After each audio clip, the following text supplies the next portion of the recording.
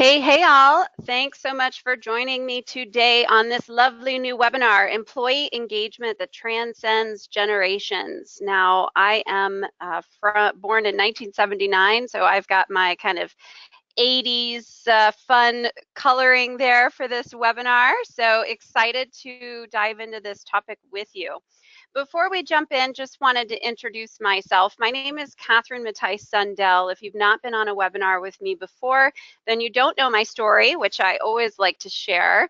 I got into the topic of building positive workplaces and specifically ending the problem of workplace bullying through a situation that I myself experienced over a decade ago.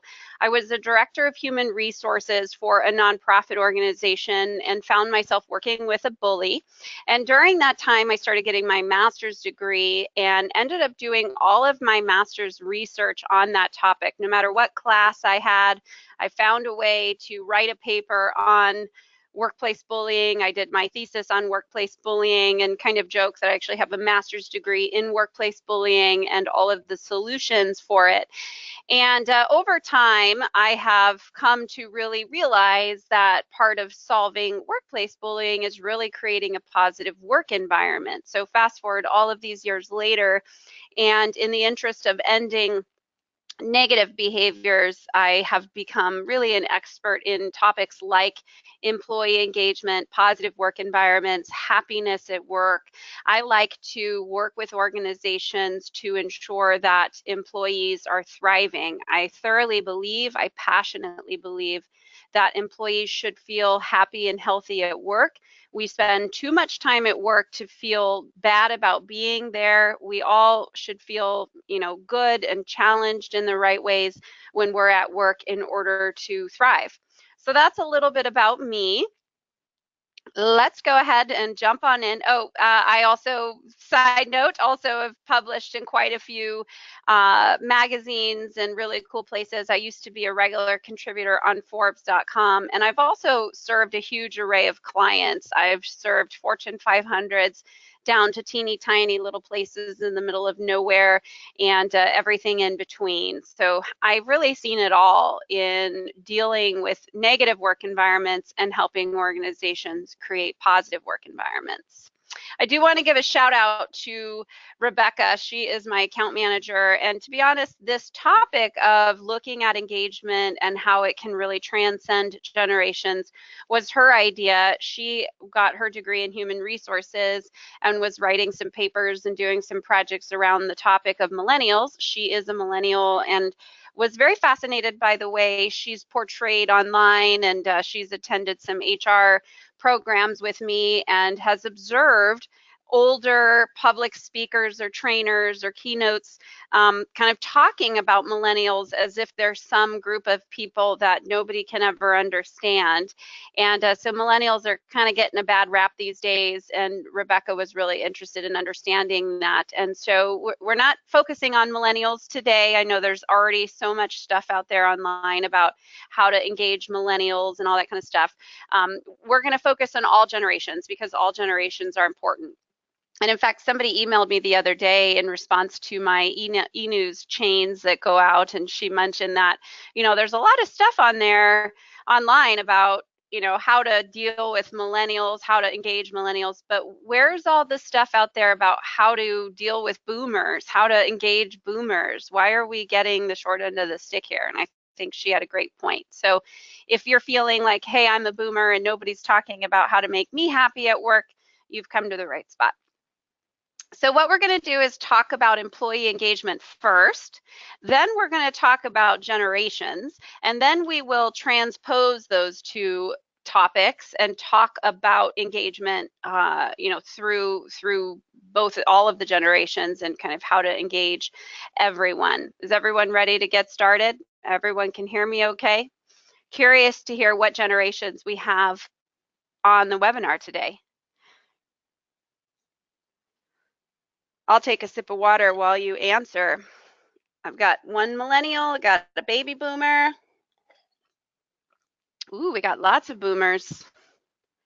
Generation X, me too. Boomer, Gen X. Okay, so it seems like boomers outnumber everyone else. So by the way, I like to make my webinars pretty interactive. So by all means, pipe right up if you have something you want to say. I've got the big questions box opened on a second screen so I can see clearly as people come through. So please feel free to make your comments as we go through. All right, so let's first start off by defining employee engagement. We have to start there if we're going to engage all of the generations. So you've probably seen this, I almost said this generation, this definition from Gallup. Gallup runs the big Gallup engagement poll. They used to do a poll every single year, and they had an ongoing poll in their website where you could look at the stats daily to see how engaged people were all around the world day by day. So they've really made this, made a niche for themselves in really kind of being the engagement people. They define engagement as being involved in, enthusiastic about, and committed to the work in the workplace. So that's how Gallup defines it. But I want to look at some other definitions. Now, my own definition, and the one that I've been using for a while now, is that people have a profound connection to the work tasks, to their teammates, and to the organization's mission if they're going to be engaged. So I personally am very profoundly connected to the work that I do. Obviously, it's my business, and as I mentioned, I'm very passionate about creating positive work environments. And so I guess in all transparency, my definition comes through that lens that I am profoundly connected to my tasks and my teammates and the mission of Civility Partners, because I'm very passionate about solving the problem that we're trying to solve. And so in my mind, employees here at Civility Partners also would need to have a similar profound connection if they were going to be successful, and if they were going to be engaged. And even though it's my business, quite honestly, there's no way I can be engaged 100% of the time because I'm human and I have other things going on in my life. So all I can do is expect that my employees be engaged, close to as often as I am, if not as often as I am. And that's what I would be hoping for here at Civility Partners. But let's continue on and look at some other definitions. So William Kahn, who's considered the father of employee engagement, he actually wrote a paper published in an academic journal in 1990. And so he's kind of the first person who came up with this idea of employee engagement, hence the father of employee engagement. So what he said in this paper is that employees need to be doing something important to contribute to organizational success, enjoy rewarding and supportive relationships, and have the resources needed to accomplish their work. So to break that down, doing something important, contributing to success of the organization. So they have to feel like their job matters to the greater good. They cannot just be a cog in a wheel. They have to enjoy relationships that feel rewarding and supportive. So they have to, like their teammates, trust their teammates, and they have to have the resources needed. So they have to feel like it's possible to, achieve their goals. So William Kahn and my definition are sort of similar in that way. I was talking about the same things in talking about a profound connection. Now, we recently did a client survey for a big university, and it was just in one of the departments that we were working in, where they've had some problems with discrimination and a negative work environment and a poor culture. And this is what we found. So what happens in quantitative analysis is you can do something called factor analysis, where you can take all of the questions that people answer, and the software that does this factor analysis kind of decides based on how people answered where things seem to group together. How do the questions group together? And essentially it's saying I can predict as a software that if someone marks a 5 on this question, then they'll probably mark a 5 on these other questions. So those questions are related. And so what we found through our engagement questions were that kind of similar to what I'm saying here with William Kahn and my previous definition, that engagement is about efficacy, which is the belief that a task can be completed. Fit, which is the belief that someone fits inside the organization, and inspiration, which means that they feel like the work is meaningful. And those are our names for those questions. Another definition is from a friend of mine. His name is Jeff Toyster. He runs Toyster Performance Solutions. He's a customer service guru. He's written 3 books on customer service and is consistently nominated as like the top influencer in the world of customer service year after year. So he's kind of a big deal in his world, and also a friend of mine. And so he talks about a culture of customer service. And so he and I have some things in common, in that ultimately we're driving a certain kind of culture when we're working with our clients. And so what he's talking about when he defines engagement is the extent to which an employee is deliberately contributing to organizational success. So that's how he defines engagement. And he's actually written some blog posts kind of putting down Gallup's definition and saying, I don't think it really makes that much sense. It's not quantifiable. So let's talk about what Jeff's really saying with his definition. So what I think Jeff's done is he kind of removed the fluff. I'm talking about profound connection and fit and inspiration and all of this stuff. And Jeff's gotten rid of the fluff, and he just says, look, the point of engagement is for people to maximize their productivity. That's why we care about employee engagement. So if we're going to break it all down and just get to the basics of engagement, let's just talk about the purpose of it all, which is discretionary effort. Now, if you haven't heard that phrase before, what that means is, take me for example. I own Civility Partners. I'm very passionate about it. I've been doing this job. I've had Civility Partners for over a decade, and I've built it up. So I obviously give quite a bit of maximum effort when I'm doing things. You know, as I created these PowerPoint slides, I'm giving maximum effort. As I'm writing up a client report, I'm giving maximum effort. However, because I'm a person and I have other things going on, I can't always give 100% to my work tasks, because I also have to give 100% to my family and to my employees and my friends, and I have, you know, a lot of other things going on. So I make a choice second by second, and so do you, and so do all of your employees. We all make a choice second by second how much effort we're going to give something. And that's what employee engagement is about. So the idea is that if employees have a profound connection, to use my definition, or if employees have the resources they need, they feel like they like their team or their teammates, and they have good relationships, and they care about the greater good. If they have all of these things, the more of that they have, the more discretionary effort they will give you, the more often they will choose to give you their maximum effort. Now, if you have a guy, I'll just pick on a gas station. If you have a guy or a gal working in a gas station who doesn't really care about being there, they only go there to work because they need to pay some bills, they're probably giving less effort. They're probably not putting 100% into their customer service. They're probably not putting 100% into cleaning the store. And I don't know about you, but I've never been in a gas station store that felt immaculately clean. And that's because the people who work there do not give it maximum discretionary effort, unless they feel a profound connection to the gas station they work for. So hopefully all of this is making sense. You guys with me so far? This whole discretionary effort thing making sense? Let's get a hooray or a yay or a what the heck are you talking about, Catherine? Any questions so far? All right, I'm getting some yeses. Oh, I got a yay. Thank you so much. All right, perfect. So ultimately, what I think is engagement is about a psychological contract that you make with your employees.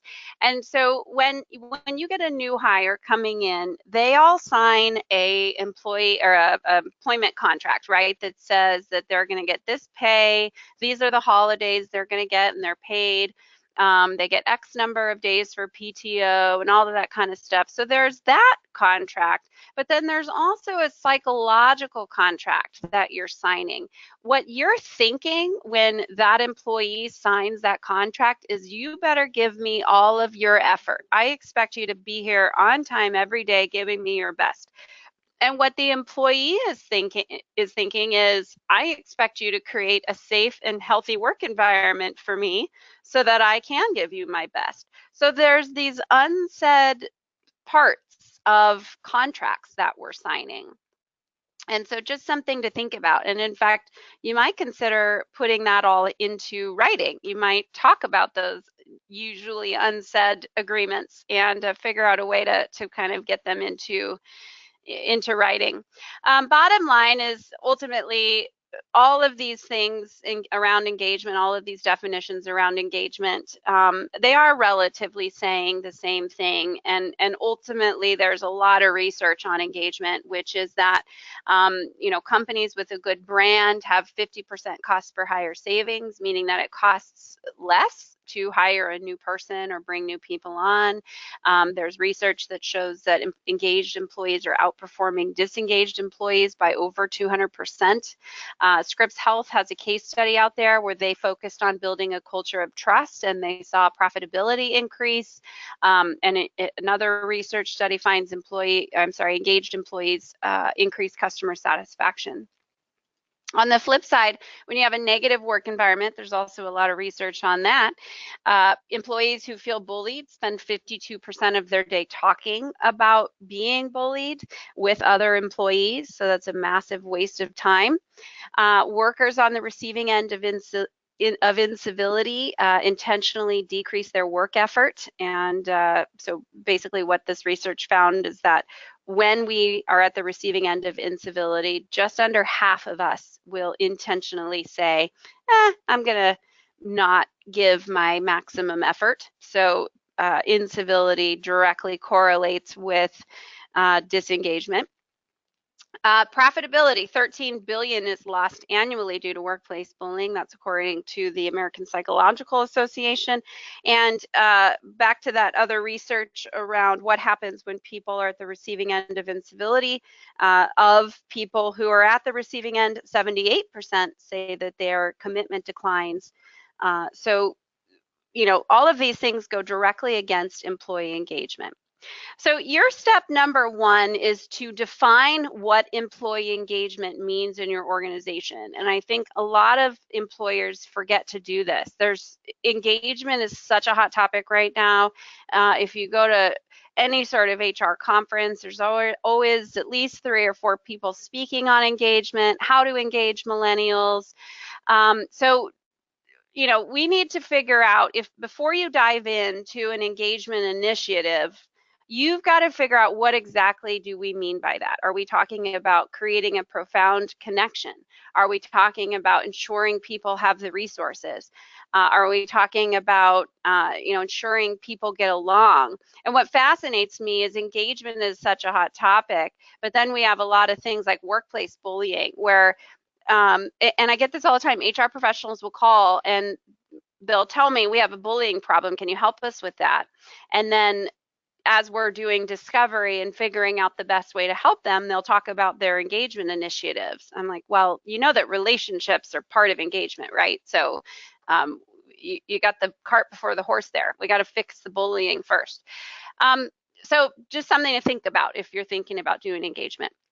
I do see a question. What's a specific example of bullying that you've seen in the workplace? Great question. Happy to answer that. So a couple examples. One individual that I coached for bullying, which is something I specialize in, some of the things that he would do is get very aggressive with his body language. So in staff meetings, he would stand up and lean over the table, and his eyes would be popping out, and people would be very afraid of his body language. Another example, actually one we heard this morning, this individual publicly announced that one person's job tasks were going to be removed and a new person was going to be managing them. And he was not aware of that until this meeting. So his entire job description changed. during a staff meeting. There were no talks about it or why it was happening. That's another example of that's manipulation. So bullying is about aggressive communication, humiliating people, and manipulating the work flow of people in order to leave them feeling sort of lost and incompetent. That's my quick answer. I see another question about bullying. We have a bully who definitely affects morale and engagement, but he's so high up in the organization, I'm not sure what to do. He makes the company a lot of money. What would you recommend? Well, it depends on your position. So if you're a VP of HR, you should go straight to the C-suite and talk to them about how this person is affecting the organization. And although this person is bringing in a lot of money, their behavior is costing a lot of money. We actually have a worksheet to help you figure out exactly how much they're costing you. If you'd like me to send that over to you, my contact information is at the end. Happy to send that along. If you are an employee who is concerned about bullying, you kind of have to go up the chain, speak to your manager, speak to HR about it. But I do find the best way to get the C-suite to care about solving bullying is to talk to them about things like engagement, lost productivity, lost commitment to the organization. And again, happy to send that worksheet over. All right, so your step number one, define what engagement means in your organization before you start implementing any sort of engagement initiatives. Okay, so let's switch gears for a second and talk about generations in the workplace. So who makes up the workforce right now? Well, 25% are baby boomers, 33% are Generation X, and 35% are millennials. So we're all, it's not too far off. We're not totally even, but we're essentially. So let's just kind of talk about how people come to be how they are because of their generation, right? So your generational differences or our generational differences are defined by three things: the technology in our lives, things happening in our pop culture, and world events. So let's talk through some examples of that. But before we do that, I wanted to ask you, can you think of what sort of tech or pop culture things or world events shape your point of view? 9/11? And curious, how did 9/11 shape your point of view? How does 9/11 affect your behavior or your sort of generational communication or behavior? I see another comment, civil rights movement. So same question to you. How does the civil rights movement affect your behavior or your propensity to behave given the generation that you're in? How do you think? So we know those things happened in your life, but how do they shape you? Someone else says workforce violence. Same question to you. How does that shape you? That's a hard question. I know it is, and I've got some answers for you, but I'm curious to hear from you. Okay, so the person who said civil rights movement, afraid to discuss race and therefore bringing my whole self to work, okay? So living through the civil rights movement affects how you discuss race or perhaps manage diversity initiatives in your organization if you're in HR, okay? Someone says the movement into a digital world. So I'm assuming that affects your communication because it's different now than, say, our grandparents. Smartphones were invented, and that changes the way I communicate, okay?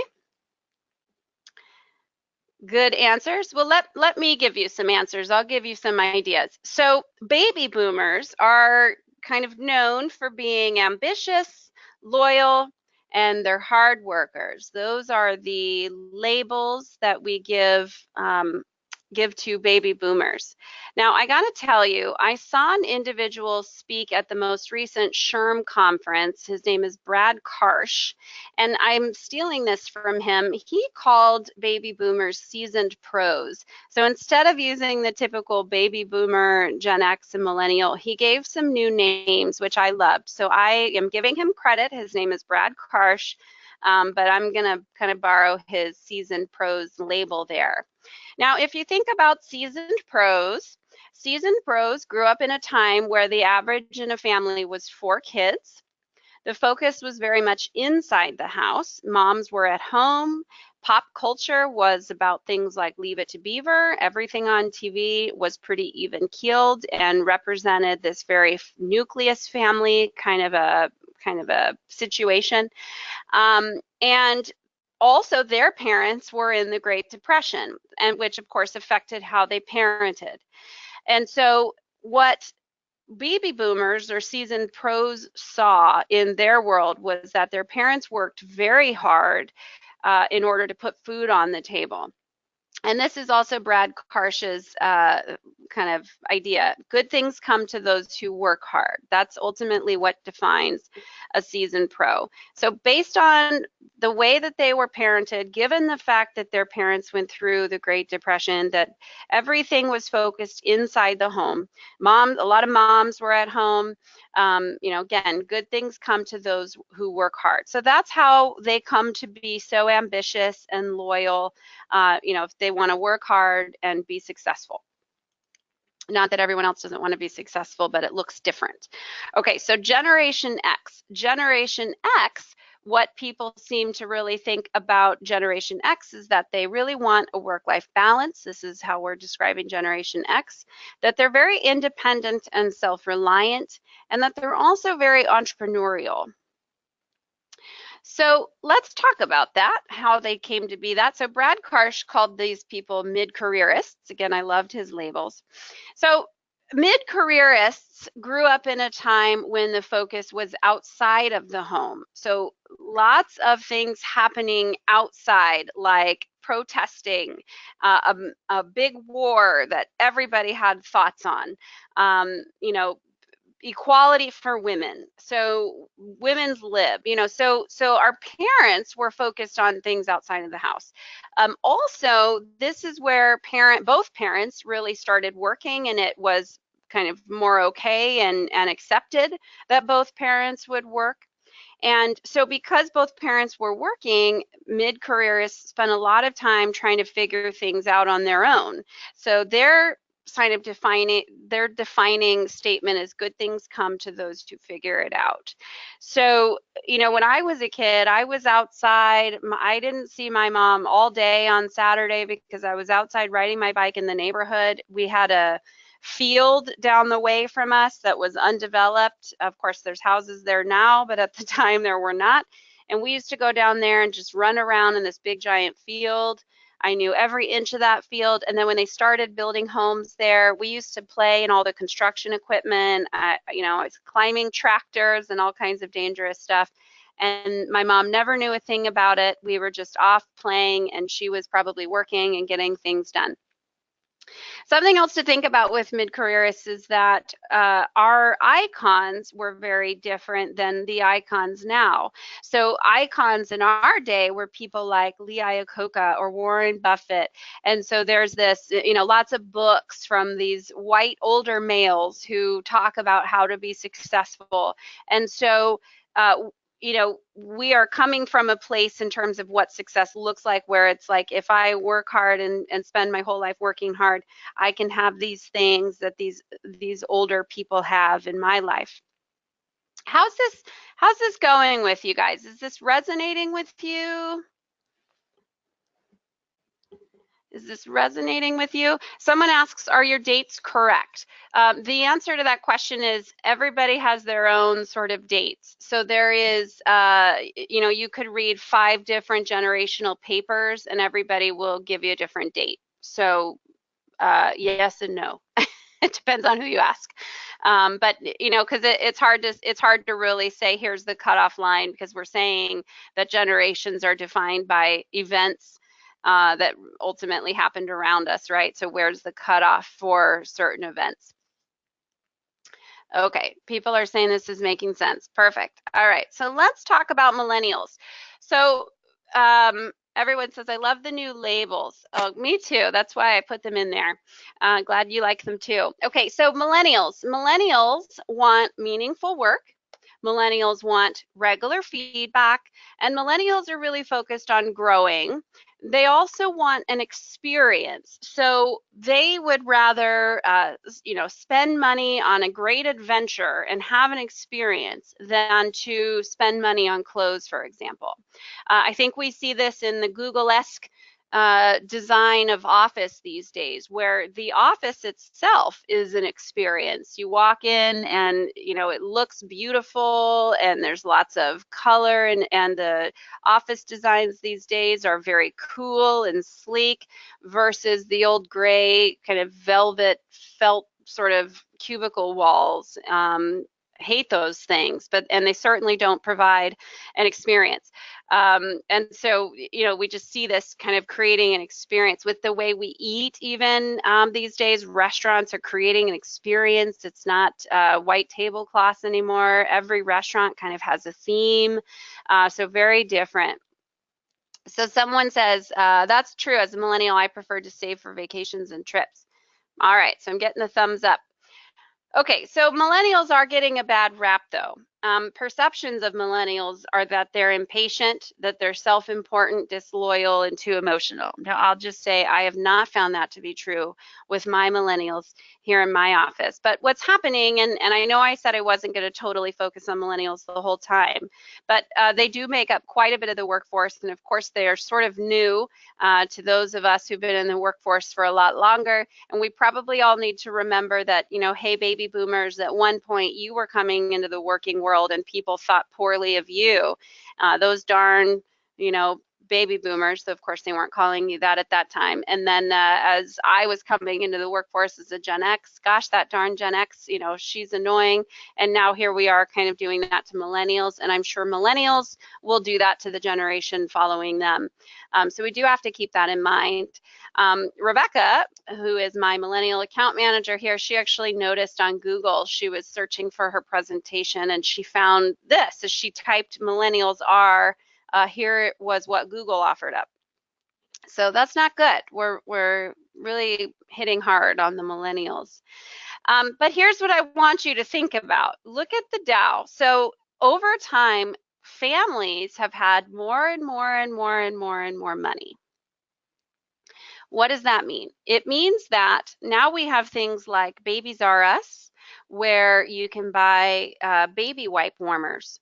So over time, we've gone from like the depression where people really didn't have anything and they maybe had 4 outfits that they wore over and over again. My mom and I were just talking the other day. In San Diego, there's a lot of craftsman cottages, and the closets in those things are so tiny, and these houses were built in the 20s.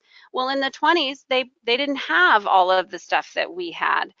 They didn't buy, a $5 shirt on Amazon and then throw it away when it got tore up in the washer. They didn't need big closets. And now we have these big giant walk-in closets. So we're all guilty of it. We're all guilty of being more and more materialistic and having more and more things. And as we've had more money over time, we spend more money. And what does that mean? Well, it means we're spending it on our kids. So 20-somethings, as opposed to millennials, as Brad Karsh called them, in their lifetime, the average was 2 kids.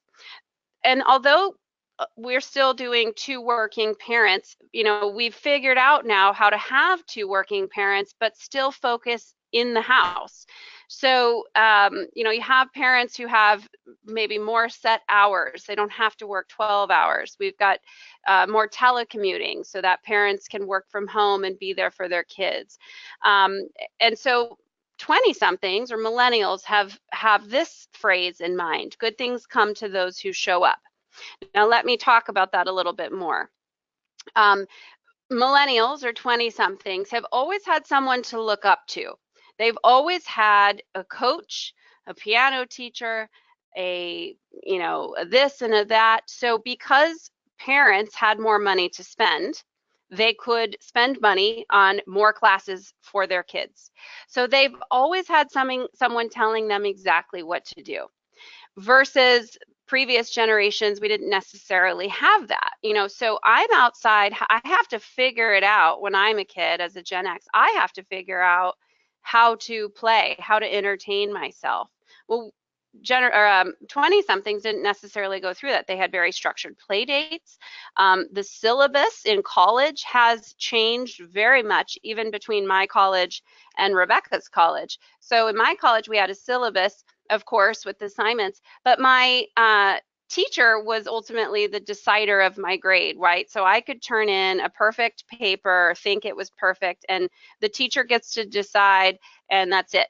But a 20-something gets a syllabus, and I used to teach college up until a couple years ago. Not only do I have to have a syllabus, I have to actually have a grid that tells you exactly how to get an A, exactly what I'm looking for, and exactly what a B paper looks like, and exactly what a C paper looks like. So we've just gone to giving more and more instructions. So you know, they've grown up in a world where if you show up, someone will tell you what to do, and then you'll be all good. Let me see. Let me just refer to my notes here. Oh, so something else too with 20-somethings, you know, this idea that they're lazy. What researchers are starting to look at and understand is that it's not laziness. It's that if you don't give clear instructions, they're not really sure what to do. And so let me give an example. So, and this example really resonates with Rebecca and I, actually. So one thing Rebecca jokes about with me is that I often sort of throw her into the fire. And that's because I think we need to figure it out. So maybe we have a client project due. I don't really know what the end result should look like. So I just kind of say, here, it's got to do this. The client needs this. And she's thinking in her head, well, what's the end result supposed to look like? What's this for? What's, you know, what are you thinking? And she's hoping I articulate better what I'm looking for. But honestly, I don't know exactly what I'm looking for. So for me, it's kind of a back and forth learning process. You create some of it, I'll create some of it, and we'll figure it out. But she's looking more for, you know, what do you need? And then she's looking for feedback from me. So we've had that conversation a few times. One other last thing with the 20-somethings, if you think about it, their icons are also very different. So up until recently, we all believed that if we all worked hard, by the time we were 60 or 80, we'd have a lot of money and we could retire. Well, now these days, icons are Mark Zuckerberg, who becomes a gazillionaire and basically rules the world and rules the internet. The founders of Google, they rule the world, they rule the internet. And people like Justin Bieber, who is obviously very famous, and all he did was post a YouTube video. So there's like these instant icons. So no wonder people who are younger, these millennials, no wonder they're looking for sort of instant acknowledgement, because that's what they grew up with. That's what they see around them. Why not? Why shouldn't I have instant acknowledgement? So just something to think about. 75% is the percentage of the workforce that will be millennials in 2025. So we're not that far away from that. And so, you know, those of us that are, not those of us, because I don't, but people out there who are sort of frustrated with millennials, you got to get it together, because there's no reason for that. We can all get along. So let's talk about engagement that really transcends generations, okay? You may have seen this before. Maslow's hierarchy of needs is this idea that we all have human needs at the very basic level. We all have physiological needs. We all, you know, need to eat and sleep and breathe. And then from there, once your physiological needs are met, we all have the need to feel safe. We have to have a safe work environment. We have to feel safe at home. Our car has to be safe. You know, we have to feel like we're safe. Once our safety needs are met, then we get focused on love and belonging, and we all require that somebody love us and that we feel like we belong to somebody somewhere. And then once our love and belonging needs are met, then we get focused on our self-esteem needs. So we all have to feel like we're valued within that group where we're loved and where we belong. And once your self-esteem needs are met, if you have healthy self-esteem, then you can be self-actualized, and which really I think has to do with you know, being your best.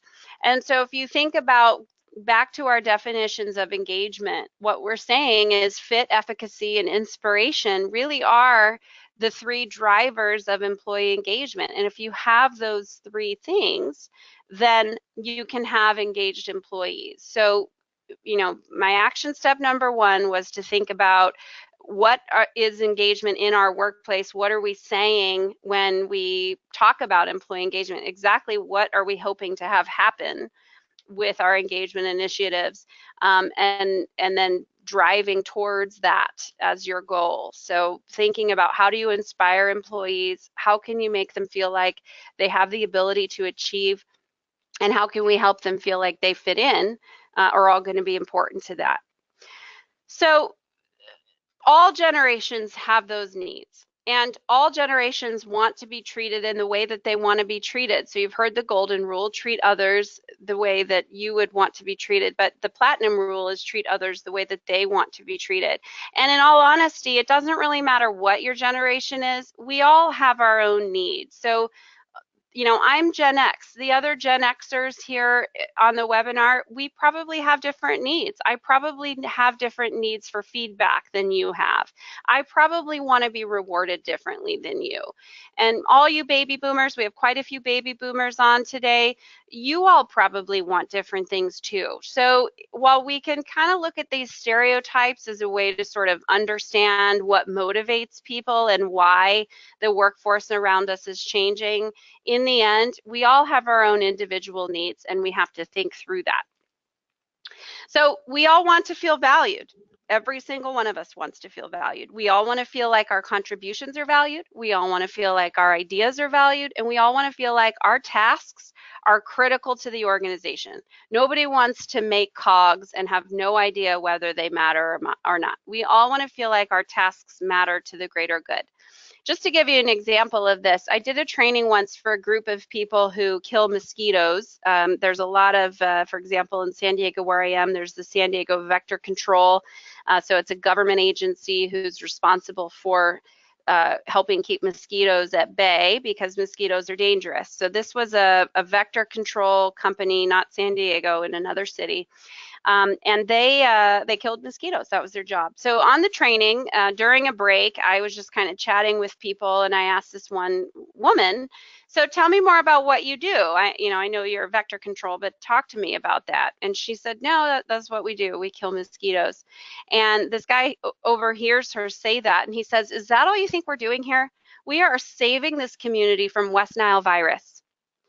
So which one of those 2 people is more engaged? He obviously believes that he is valuable to the community. He believes that when he's, walking along a pond spraying mosquito eggs, that he's saving the community, and he's going to give maximum effort. He's going to cover that pond 100%.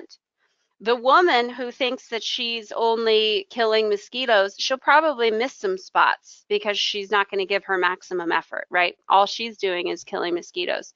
What are your thoughts on this? Do you have any people who think they're saving the world in your workforce? Maybe you yourself are saving the world? Okay, so this one says, for us as a small business, engagement means that each of us act like an owner. Absolutely. I'm getting a thumbs up on my example. Any other examples? I'd love to hear of some examples of your employees making those same sort of comments of saving the world there. Uh-oh, you guys are scarily silent. I'm going to take a sip of water, let you think on it.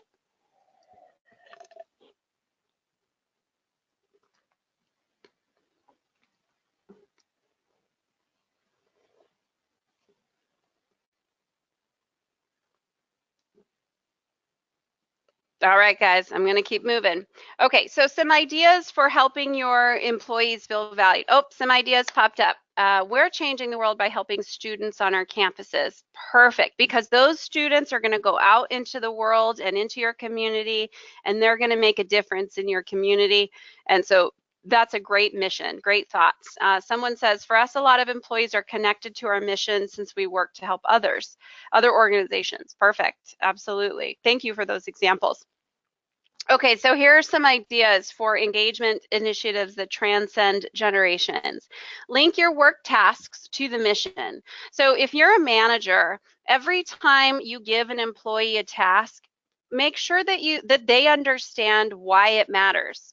So, it doesn't have to be every single time you're like, hey, can you file this file into the file cabinet because it's going to change the world. It doesn't have to be quite like that. But if your employees understand that keeping the company organized, to use that as an example, that matters to the success of the organization and thus the success of your clients, then that means something. That's going to create engagement. That's going to create that profound connection. I've got some other examples here. I work for an EAP program, and I help better workplace communities through helping employees manage their stress. Perfect. So stress creates a lot of physical problems. It creates some family problems at home if people aren't handling their stress well. So managing stress, that is an awesome mission that you're on, and a great way to have engagement if all of your peers understand how managing stress, really kind of changes the world. We have senior leaders that are good at, number one, saying words in the mission while talking about projects. However, very few do. Any advice on how to encourage that behavior? Okay, that's a great question. Let me read it one more time. We have senior leaders who are good at saying some words in the mission while talking about projects. However, very few do that. Any advice on how to encourage that behavior? I think it comes down to helping them realize the power of doing that. Why take the time to elaborate on how this project is relevant to the mission and to the greater good and to your clients.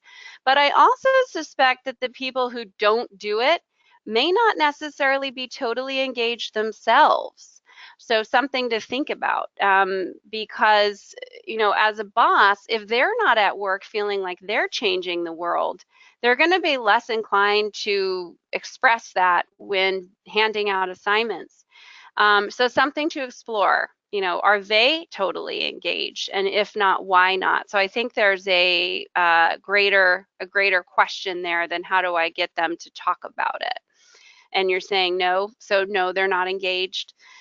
So let's talk offline. Let me give you some offline ideas about creating engagement in your senior leadership. Someone is asking, will we get a copy of the presentation? You will get a recording. You will get the recording so you can listen to all of the nuggets later if you need. Okay, so another way to help people feel valued is cheap and free even, which is just to listen to your employee ideas and implement them when they make sense. That's a great way to help people feel valued. If you say, great idea, let's figure out how to implement that, that's going to make somebody feel valued. So you don't have to spend a bunch of money on bonuses and promotions to make people feel valued. Another idea is to reward and acknowledge people when they do good work. So these are easy turnkey ideas for everyone. It doesn't matter their generation. Something else we all want is to enjoy our work. We all want to be autonomous. Nobody wants to be micromanaged. I've never heard somebody say, gosh, I really wish I was micromanaged. I'd be so much more productive. We all want flexibility in our work, the ability to make choices, and we all, of course, want to be satisfied. So some ideas there to offer flexibility and autonomy. How can you give employees a bit of flexibility and autonomy? One example of that, I have a friend who had an hour-long commute to get to work every day. And when she had a baby, her work said, you know what, it's fine if you change your hours. So she changed her hours. She came in earlier so she could leave earlier. And that way she was in less traffic so that she could spend more time with her child. And so that meant a lot to her, so that was a simple way to give her some flexibility. Provide work that's challenging. So if you can help employees set some stretch goals for themselves, be always thinking about who could achieve this task in a reasonable amount of time and feel challenged doing that. That would be a great way to think about how to dual out assignments. And really having conversations with your employees about their goals. What are their personal and professional goals? And then how do you help people achieve those goals? You will get engagement. This is a quick little note. I mentioned I'm also kind of an expert on happiness, and that's a very interesting topic for me. And the Harvard Business Review, actually a couple years ago, did a whole I almost said a whole episode, a whole magazine on happiness. And one of the articles in there talked about, and it was all, of course, research-based because it's HBR, but they talked about how people are happiest when they're appropriately challenged, when they are working on a goal that's difficult but not out of reach. So something to think about with your employees. No matter your generation, we all want to like and trust our team. We all want to engage in good, efficient teamwork. We all want feedback from our team. We all want to communicate effectively with our team. And we all want to be able to make good decisions as a team. And that means that you have to give employees transparency, share with them what's going on. You have to give them a civil work environment. You have to give feedback, opportunities to grow, and the ability to have some discrepancy in their decisions. So going back to my point earlier, civility and engagement are completely tied. And one thing I get a lot is, again, calls from HR professionals looking for help around workplace bullying and uncivil work environments. And they tell me, we have some engagement programs going, or we're doing our harassment prevention training. Meanwhile, they've been allowing bullying to go on for a while. And there's just a real disconnect there. That doesn't make sense. So you do have to give employees a civil work environment. If you care about the topic of engagement, you have to care about the topic of civility. You also have to train your employees on how to give feedback. So not everyone's good at giving feedback, and certainly managers who really are giving a lot of feedback, they're not all good at it either. So really offering some clear training around what we expect feedback to sound like and how to make it useful, how to make it constructive. Just to give you an example of discrepancy, if you've ever flown Southwest, you know that they give discrepancy on how to do the announcement around how to buckle your seatbelt and the exits and all that kind of stuff, all that safety announcement. Southwest gives discrepancy on that. And that's an easy way to give discrepancy. Everybody's delivering the same message. They just get to give it however they want. So you don't have to give people, the reins or give them access to your budget, but you can figure out what are the tasks where it doesn't really matter how it's achieved as long as it's achieved. I have a question here. How do you get leadership on board with civility and other civility initiatives when it's not illegal? That is a great question. I think it goes back to costs. So, there's a ton of research on engaged employees and how much better they are, how much more productive they are, how much more customer service they're offering. So I think it's important to really make a business case around the costs of not focusing on civility and the benefits of focusing on engagement and how those two things are intertwined. I do see that where C-suite says, well, it's not illegal, so it doesn't really matter. That's just not the case. So you got to stand your ground on that. If you're in HR, your role is to help run the company from a human resources standpoint. And incivility is harming that resource. So you can talk to your boss like, hey, if a copy machine was broken, we'd probably fix it because it needs to be fixed. Another great way is to actually ask the C-suite, have you ever worked for somebody you didn't like or a bully? And what was that like? How did it affect you? And see if you can help them tap into themselves as their own example of how productivity can be affected when they're unhappy. Another thing that we all want, no matter our generation, is we want to like our environment. We want to have a good culture. We want to like our workspace. And it doesn't mean it has to be ping pong tables and Google stuff. It just means we have to like our workspace. At Civility Partners, there are no ping pong tables, but it's a comfortable space. We have a fun purple couch if you want to take your lunch break on it. So we didn't spend a ton of money making it Google. It's an enjoyable place to work partly because of the way it's decorated.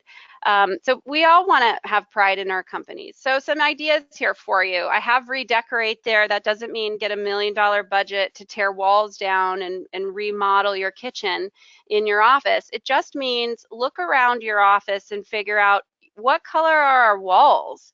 Are they exciting and engaging? People don't get excited about taupe walls. Can you go to Home Depot and buy a $15 can of paint and paint one wall bright orange? Is your logo bright and energizing? That's what I mean by redecorate. You can buy a fun, cool, cheap chair online that can be fun for people to sit in. You don't have to spend a bunch of money. Find opportunities for people to interact. So one of the things that technology has done to us as people is made us desire more connection. And the reason that these tech companies had and they really are to blame for the change in how companies or offices are decorated. But it's because socially, people are online. So why would we have cubicles if people are interacting regularly through the internet? And so let's bring the cubicle walls down. So creating space in your office for people to interact so that they can connect, is there kind of a little living room sort of a setup where people can take a break and chat with each other in a relaxed place? So that's all that means. Talking about your core values often, ensuring that people know what the core values are and are living them and are willing to live them. And then finding out what people want. What do people want your work environment to look like? I saw some articles about one company, they still had cubicles for privacy reasons, but they had a cubicle decorating contest. And so, one cubicle looked like the beach, one cubicle looked like, snowboarding kind of a thing. One cubicle looked like Hawaii or whatever, so that everybody kind of had this really crazy cubicle that really suit their likes. And so, ask people, how do you want the office decorated? Have an office decorating party. We all want to believe in our leadership. We all want to trust that leaders have employee interests at heart. We all want to trust that leaders make good decisions and that they're providing us with the resources that we need. So no matter your generation, you want to believe in your leadership. Just to give you an example of what happens when you don't believe in your leadership, a friend of mine got a new job at a company, and I was asking him pretty quickly after he'd gotten this job how it was going, and he commented, hey, they're going to start doing Bagel Mondays. I'm kind of liking it. I think he'd only been there for a couple weeks at that point. He liked it, and he just had kind of injected that into the conversation as part of what he liked. Oh, we're going to do Bagel Mondays. They're going to serve us breakfast on Mondays. That's pretty cool.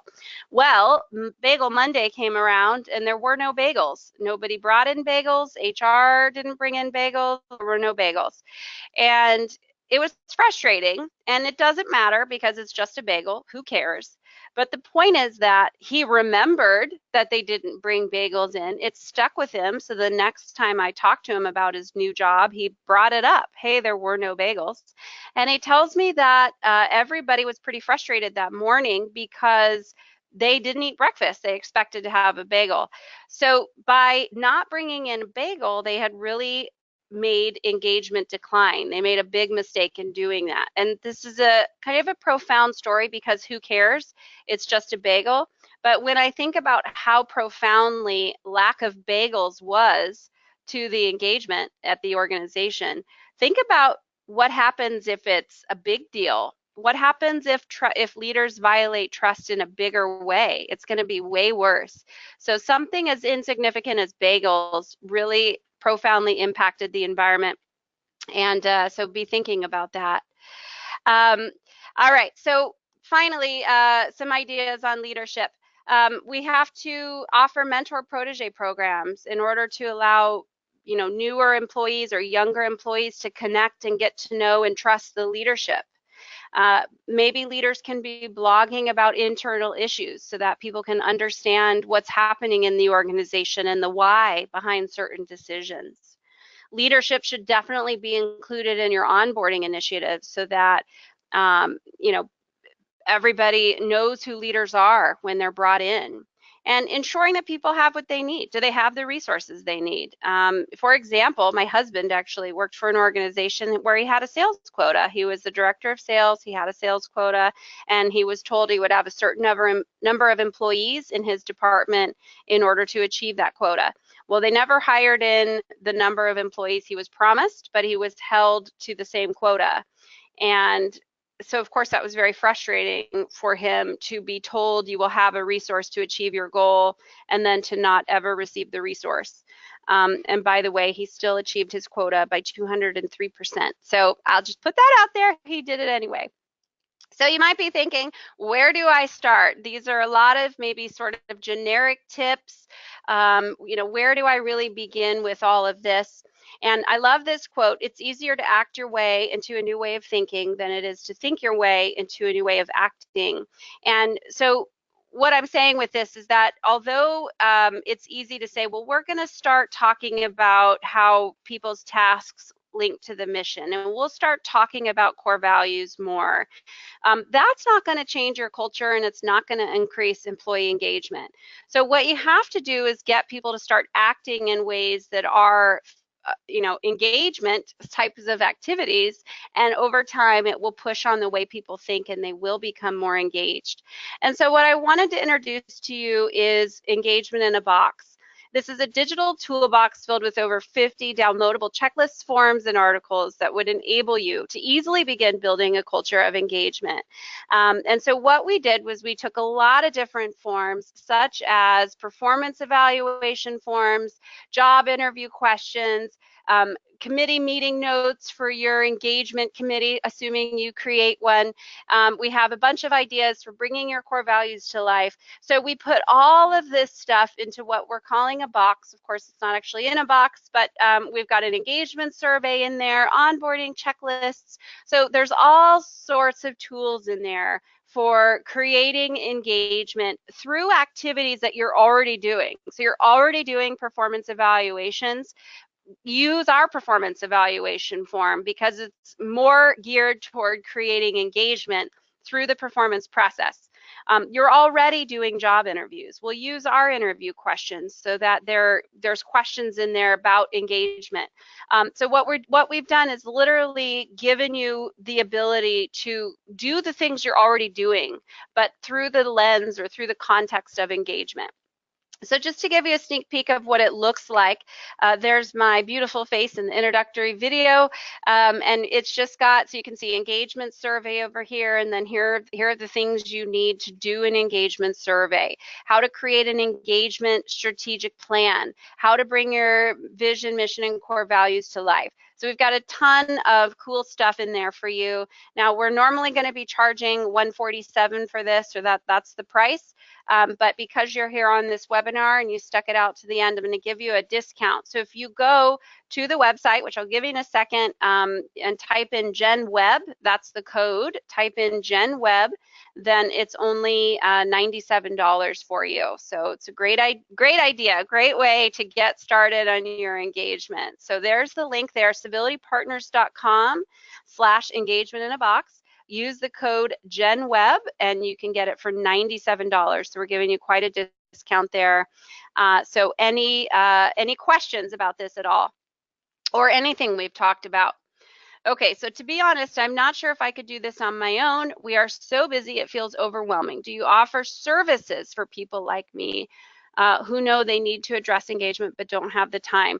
That's a great question. I hate to point back to engagement in a box, but that would be a great place to start because it's all of the things you're already doing. It's just that these items in engagement in a box are more through the lens of employee engagement. But we do offer consulting services if that's something you're interested in talking to me about. And I'm realizing my email address is not on there. It's info@civilitypartners.com. Again, info@civilitypartners.com. We'll also be sending out the recording a little bit later today. And of course, you can hit reply or respond to me there. Someone says, are we able to adapt the forms and templates for our organization with our logo, etc.? Absolutely. So the actually currently the box is PDFs and you're free to just copy and paste, but that's actually an idea now. I'm thinking we should probably make them Word documents. Good point. I appreciate that. We shall do that. But yes, you can. That's the point, is that we want you to use these things. We want you to take these forms, use them for yourselves. They're not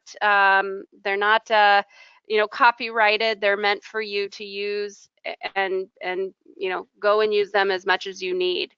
But by all means, they're there for you. Any other questions, thoughts, comments, concerns? All right, so we will see you in Engagement in a Box. Civilitypartners.com, Engagement in a Box. Use the code GenWeb for $97. It's normally $147, so you're getting quite a deal there. Thanks so much for participating today, and we'll send off the recording.